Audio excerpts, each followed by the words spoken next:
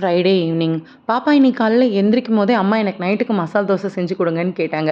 எதுக்கு அப்படி கேட்டாங்கன்னு தெரியல. பட் பாப்பா கேட்டு அத எப்படி செய்யாம இருக்க முடியும்? அதனால ஈவினிங் அவங்க ஸ்கூல்லேருந்து வரும்போதே அத செஞ்சு குடுத்தாச்சு. அவங்களுக்கு அவ்ளோ ஹாப்பி. இந்த வாஷிங் மிஷின் நாங்க சென்னையில இருக்கும்போது யூஸ் பண்ணது. அப்புறம் கோவிட்ல இங்க வந்ததுக்கப்புறம் இங்க ஆல்ரெடி ஒரு வாஷிங் மிஷின் இருந்துச்சு. ஸோ இத பெருசா ஆன் பண்ணவே இல்ல. எனக்கு ஒரு பயம் 4 இயர்ஸா ஆன் பண்ணலையே இது ரிப்பேர் ஆயிடுமோ அப்படின்ட்டு.